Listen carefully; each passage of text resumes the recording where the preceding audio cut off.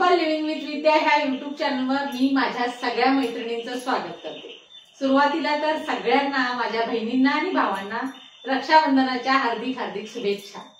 मागच्या वर्षी आपण रक्षाबंधन थाली बघितली होती, माझी सगळ्यांना प्रचंड आवडली होती, चांगला प्रतिसाद मिळाला। म्हणूनच ह्या वेळेला रक्षाबंधनसाठी आणखीन एक नवीन रेसिपी आणली आहे। नवीन अशी नाही, प्रत्येकाच्या घरोघरी केली जाणारी छोले आणि भटुरे। मी ही रेसिपी आहे ना स्टेप बाय स्टेप करतच दाखवणार आहे तुम्हाला। ती कशी करायची ना ते आता आपण बघूया। पाव किलो काबुली चणे मी भिजत घातले होते रात्रभर। आता आपण रेसिपीला सुरुवात करूया। सुरुवातीला ना आपण हे चणे आहेत ना हे कुकर मध्ये लावून घेऊया। मध्ये आपण छोले घालून घेऊया।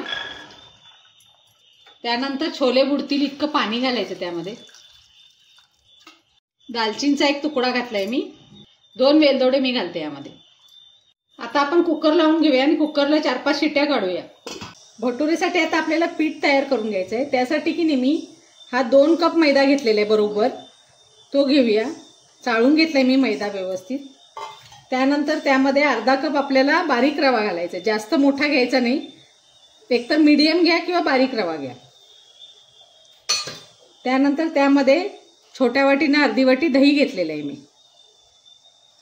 थोडंसं आपल्याला अंदाजे मीठ घालायचंय, नेहमी जसं आपण पुरीला किंवा ह्याला घालतोय ना त्याप्रमाणेच मीठ घालायचं। मोहन म्हणून तेल घालायचंय, हे पण अंदाजेच घ्या तुम्ही। खुसखुशीत होण्यासाठी की नाही जरासं जास्त ठेवायचं प्रमाण त्याचं। साधारण 2 टेबलस्पून मी तेल घेतलं। त्यानंतर हे इनोचं पाकिट आहे, रेग्युलर फ्लेवर आहे, लेमन फ्लेवर, ते मी 1 पाकिट पूर्ण घेते याच्यामध्ये। इनोवरनं मी आधी थोडंसं पाणी ओतून घेते आणि त्यानंतर ना आता हे मिक्स करायचं हातानं व्यवस्थित असं। आणि नंतर आपल्याला अगदी मऊसर असं पीठ मळून घ्यायचंय। मळताना मेहनत मात्र भरपूर घ्यायची आपल्याला। जितकं तुम्ही मळाल ना तितके भटुरे चांगले अगदी फुगले जातात आणि लवचिक खुसखुशीत असे सगळ्याच पद्धतीनं छान होतात भटुरे। थोडंसं हाताने एकसारखं करा, म्हणजे का गाठी कुठं राहत नाहीत आपल्या। थोडं थोडं पाणी घेऊन ना मी मळायला चालू करते। सुरुवातीला ना आपण थोडं थोडं पाणी घेत ना आधी असा गोळा तयार करून घ्यायचा। हा पण सॉफ्टच आहे, पण त्यानंतर सुद्धा ना ह्याच्यावर थोडीशी मेहनत घ्यायला लागते, म्हणजे आपले भटुरे आहेत ना ते खूप छान होतात। मळून झाल्यानंतर पण ना आपल्याला एकजीव करण्यासाठी काय करायचं माहितीये का, हा पिठाचा गोळा आहे ना असा कमीत कमी 25-30 वेळा तरी असा आपटत राहा तुम्ही। त्यानंतर त्याला इतकं सुंदर असं बाइंडिंग येते ना, खूप छान तयार होतोय तो गोळा।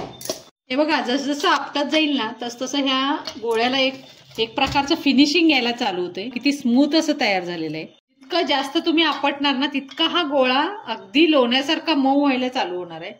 आता ना आपल्याला हे झालेलं आहे करून, आता ह्याला थोडा वेळ आपल्याला झाकून ठेवायचं। आता आपण ना छोलेसाठी जी ग्रेव्ही करायची आहे ना ती करायला घेऊया। इथं मी ना एक तवा गरम करायला ठेवलेला आहे, ज्याच्यामध्ये मला ना कांदा, टोमॅटो वगैरे थोडेसे परतून घ्यायचे। थोडंसं बटर घालते मी यामध्ये। त्यानंतर त्यामध्ये ना आपल्याला कांदा आधी घालून घ्यायचा आणि कांदा मऊसर होईपर्यंत थोडासा परतून घ्यायचा। साधारण लालसर झाला आपला कांदा। आता ना आपण यामध्ये टोमॅटो घालून घ्यायचे, त्याचबरोबर हा लसूण आणि हे आलं छोटे तुकड्याचे, आणि एक मिरची घेतलेली आपण, त्याचे छोटे छोटे तुकडे करून, ती मिरची तिखट नाही आहे, फक्त टेस्टसाठी घातलेली आहे। हे सगळंच आपल्याला मऊसर असं थोडंसं परतून घ्यायचं, जास्त असं एकदम काळं होईपर्यंत वगैरे नाही भाजायचं आपल्याला, साधारण सॉफ्ट होईल एवढंच भाजायचं। टोमॅटो पण थोडेसे नरम पडलेत, आता मी काजू घालून देते यामध्ये। काजू पण आता परतून घ्यायचे आपण व्यवस्थित। हे आता छान सॉफ्ट झालेलं आहे। आता मी गॅस बंद करते। त्यानंतर ना हे थंड करायला ठेवायचे आपल्याला, आणि थंड झाल्यानंतर मिक्सरमधून मस्त अशी स्मूथ पेस्ट करून घ्यायची। स्मूथ अशी पेस्ट तयार करून घेतलेली आहे बघा ही। आता ना आपण छोले करायला घेऊया। छोले शिजलेत का आधी बघूया आपण कुकरला। हे बघा छोले दाखवते मी तुम्हाला, मस्त असे शिजलेले आहेत, एकदम सॉफ्ट झालेले आहेत, फुटलेत असे छान। आता ना आपण करायला घेऊया। छोले फोडणी घालायच्या अगोदर आपण काय करायचं माहिती, ह्या कुकरमध्ये आता हे गरमच आहे, पण तरी पण आणखीन थोडंसं पाणी घालून ना एक साईडला थोडंसं उकळत ठेवायचं, म्हणजे आपण जेव्हा तिथली फोडणी पूर्ण होईल ना त्यावेळेला हे गरम गरमच त्यामध्ये ओतायला बरं पडेल, ज्यामुळे आपला रंग जो असतो ना छोल्याचा तो खूप छान बाहेर येईल अगदी। छोले फोडणी घालण्यासाठी मी कढई गरम ठेवले करायला आणि आता त्यामध्ये मी तेल घालून घेते. एक पळी गच्च भरून तेल घालते मी. आपल्याला ना तेल ह्यामध्ये ह्यासाठीच फक्त लागणार आहे की ही ग्रेव्ही जी आहे ना ती व्यवस्थित परतली गेली पाहिजे. तेल गरम झालेलं आहे आपलं. सुरुवातीला आपण जिरे घालून घेऊया. त्यानंतर थोडासा हिंग. हिंग ऑप्शनल आहे, तुम्हाला हवा तर घाला, नाही तर नाही घातला तरी चालेल. त्यानंतर थोडी तमालपत्री. गॅस बारीक करायचा आणि त्यानंतर ही जी ग्रेव्ही तयार केली ना आपण ती सोडून घ्यायची यामध्ये. हे करताना ना गॅस बंद करा किंवा बारीक करा, म्हणजे हातावरही उडणार नाही आणि ग्रेव्ही व्यवस्थित अशी आपल्याला परतायला वेळ मिळेल. त्यातलं तेल बाहेर येऊपर्यंत छान अशी भाजून घ्यायची ग्रेव्ही आपल्याला. ग्रेव्ही परतताना मी मसाले घातलेले नाही आहेत, कारण ह्यातलं जेव्हा तेल बाहेर येईल ना त्यानंतर जर मसाले घातले तर रंग आपला व्यवस्थित मसाल्यांचा एकदम उठून येतोय रंग. त्यामुळं जोपर्यंत ही ग्रेव्ही कच्ची आहे ना तोपर्यंत मसाले घालायचे नाही. त्यामुळे आधी ग्रेव्ही व्यवस्थित भाजून घ्यायची, म्हणजे मसालेही करपत नाहीत. मग हे कमीत कमी मी 5 ते 7 मिनटं झालं परतते आणि आता आपल्याला लक्षात येईल की ह्याला चांगली चमक आले आणि हे तेल जे आहे ना ते बाहेर यायला चालू झाले.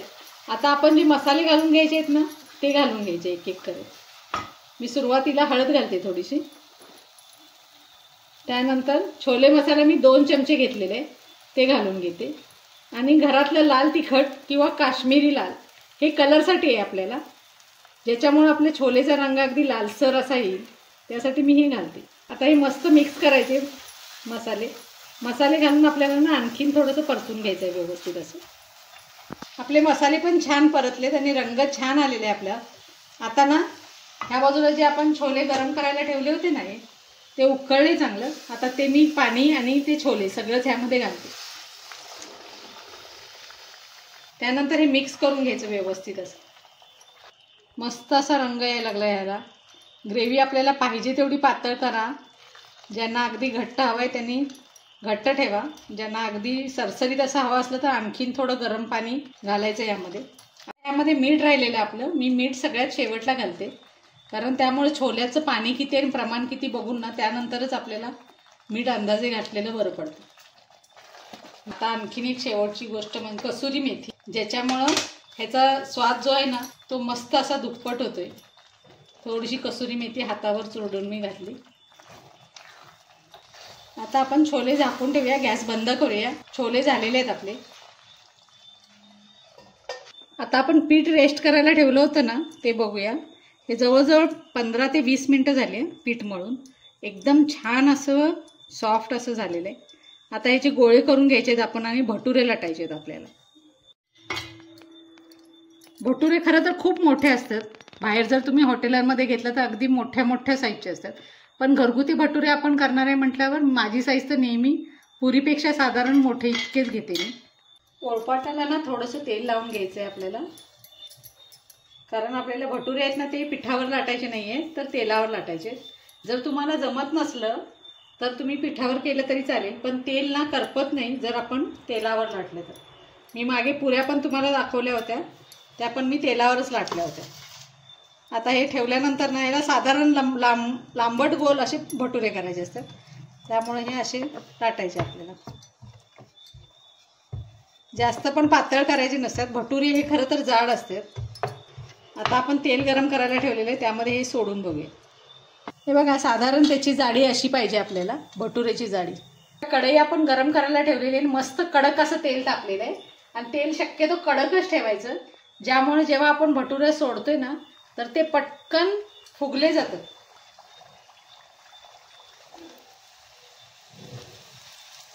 थोडंसं त्याच्या कढा आहेत ना त्या झाऱ्यानं आपण दाबून घ्यायच्या, ज्यामुळे भटुरे फुगायला मदत होते.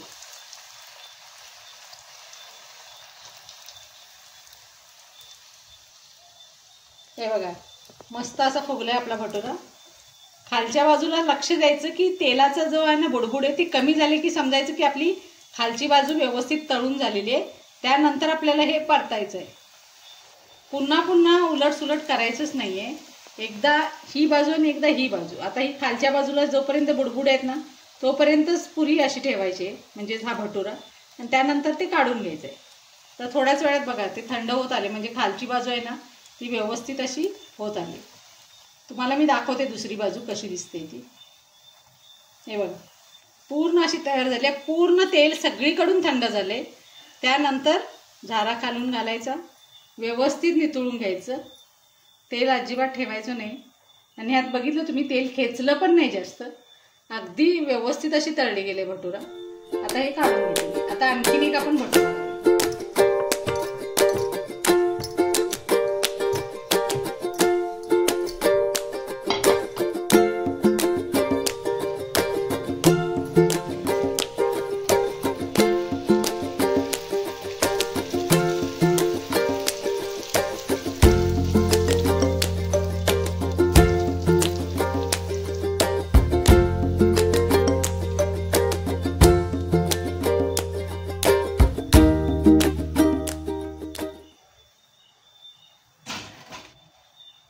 हे बघा आपले मस्त असे भटुरे तयार झालेले आहेत. आणि तुम्हाला मी दाखवते की भटुरे ना हे फुगलेले तर आहेतच टम, आणि जर तुम्ही बघितलं त्याचं सॉफ्टनेस वगैरे आणि खुसखुशीतपणा ना, तर हे बघा किती इझिली तुटायला लागलेत. आतून किती पोकळ आणि मस्त असे झालेले आहेत, जाळीदार. खूप छान झालेले आहेत भटुरे. आणि वरून थोडासा रवा घातल्यामुळे हे थोडासा कठीणपणा राहतोय, ज्यामुळे करून ठेवलेले भटुरे आपले लगेच मऊ होऊन पडत नाही, ते असे फुगीरच राहतात. त्यासाठी आपल्याला थोडासा रवा घालायचा असतो. रक्षाबंधनची मस्त अशी छोले भटुरीची आपली रेसिपी म्हणजे थाली तयार झालेली आहे. तुम्ही पण ह्या रक्षाबंधनला नक्कीच अशी रेसिपी करून बघा. कारण की ना हे आपले भटुरे जे आहेत ना ते पुरी इतके सुद्धा तेलकट झालेले आहेत, अगदी कोरडे झालेले आहेत. आणि त्यानंतर हे सुद्धा जास्त काही तेल लागलं नाही, कमी तेलामध्ये, आणि रिच अशी ग्रेव्ही झालेली आहे. कारण आपण काजू वगैरे जो घातले ना, त्यामुळे त्याच्या चवीमध्ये आणखीन असा फरक पडतोय. त्यामुळे अशा पद्धतीने जरा करून बघा यावेळेला. आणि मस्त मस्त अशा कमेंट्स मला द्या.